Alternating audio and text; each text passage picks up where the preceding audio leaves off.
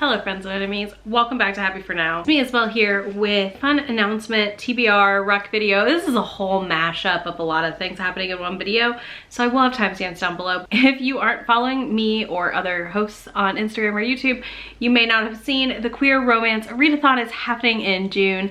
For Pride Month, we are hosting a week-long readathon from June 13th through the 20th.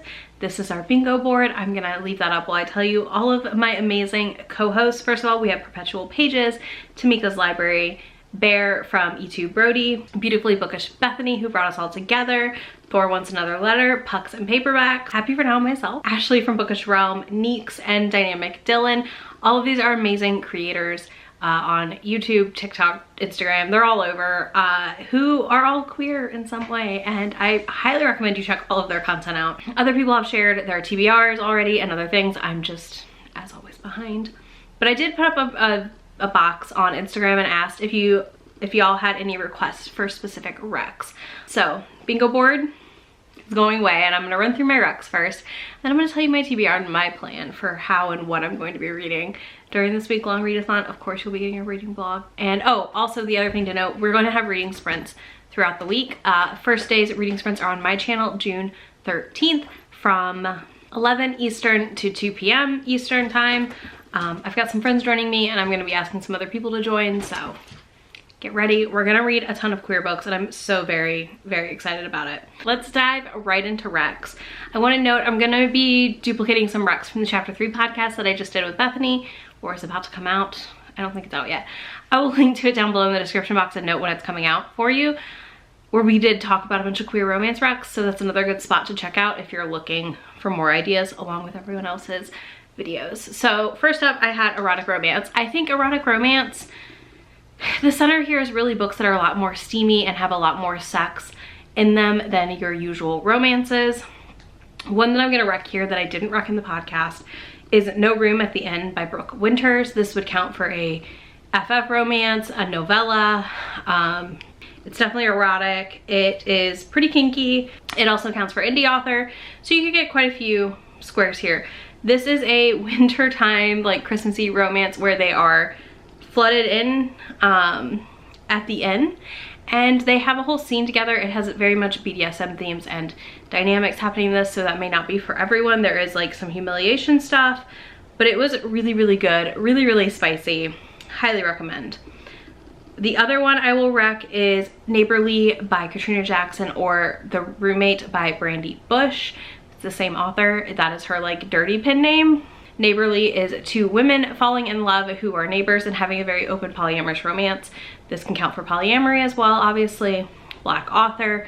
You're gonna hit a lot of squares with this one. And The Roommate with Brandy Bush has polyamory also, because it's a threesome. It is about a roommate, a girl's roommate hooking up with her parents over a holiday trip back to their house, and it is so good. It is so steamy. Definitely erotic romance.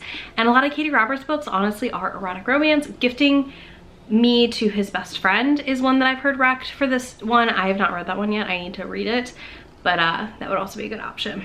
Next we have MM by a gay author, and I totally get why this can be a hard one. I'm gonna just list off some general options here. Jack Harbin had just had Crimes of Passion come out on Audible as an Audible original, so that could be a 2022 release. Queer Black Love, MM by a gay author, and a novella short story. So again, you could hit quite a few squares here. This follows two enemies to lovers situation with podcast hosts.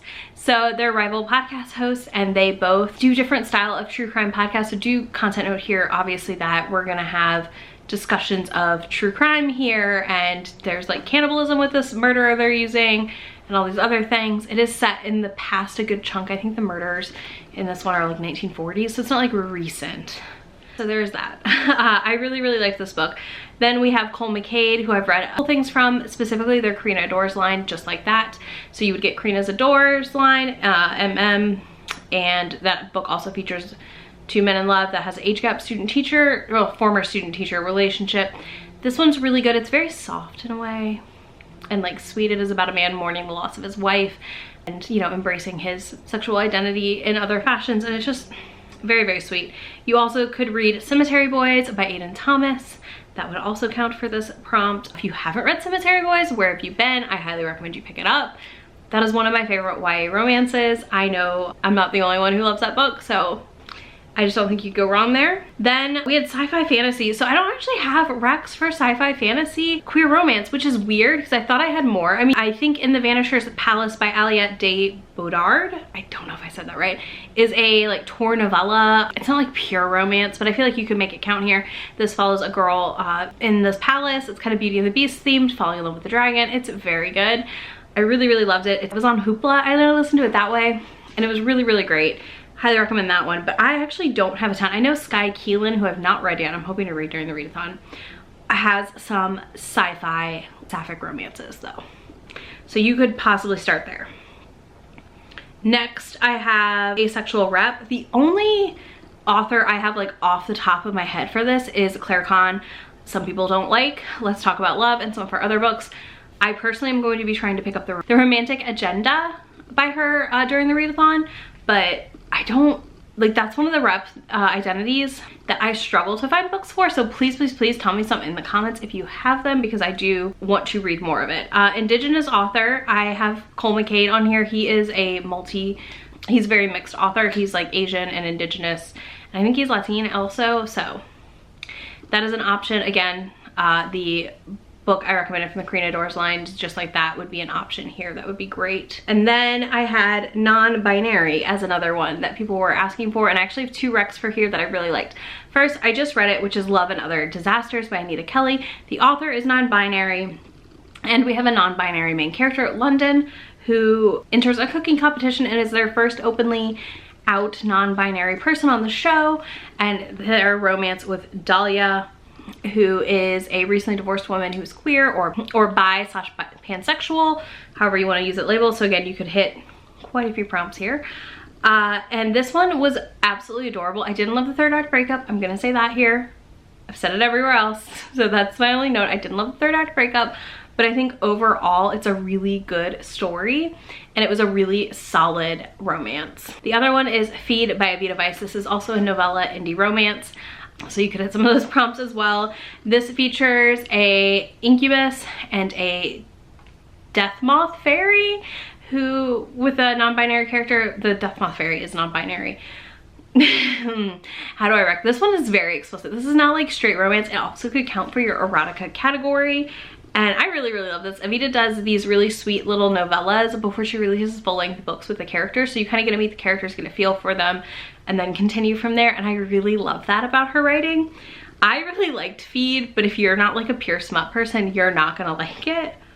But it was so, so good. If you have recs for asexual representation and Indigenous authors for queer romances, please, please, please tell me, because that was like, those were the 2 I struggled the most with, which I don't love to see.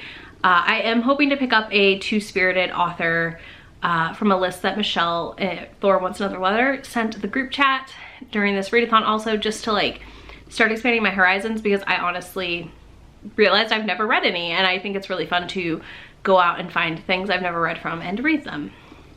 So if it's not in the readathon, it's happening sooner than later. All right, let's talk about my TBR. So bingo board one more time. I'm gonna do that bottom row there. So I have 5 prompts to hit. Obviously I will be reading the group book, which is Drag Me Up by R.M. Virtues, and it hits a ton of prompts. I will show you the graphics here with all the prompts it hits. So those are covered. I'm not too worried about that. Drag Me Up will probably be the first book I read on the first day of the readathon, just to make sure I've read the group book. But the other ones I have on my list are The Companion by E.E. Ottoman. This is set in the 1940s. I've heard it described as cozy cottagecore romance. This follows 3 people falling in love. So this is polyamorous. I don't know a ton about it. All my friends loved it that I've read it. So this would hit the prompts: polyamorous, historical romance, new to you, because I've never read E.E. Ottoman before, indie author, and trans author for me. Next, I'm picking up Something by Mika James.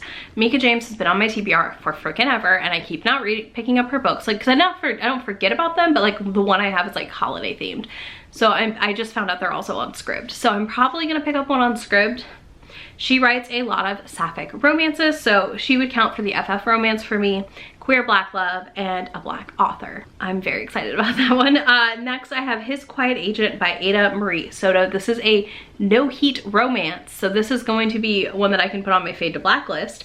This has asexual representation, is an indie author, and is also new to me. I don't know a ton about it, but I'm very excited to check it out. Again, another one that I've seen pop up on my friends' lists before and reviews, and I'm like, yes. Next, I'm gonna read Anyone But Her by Erica Lee. This is a like back home romance. I think she falls in love with like the sister of the guy she's fake dating.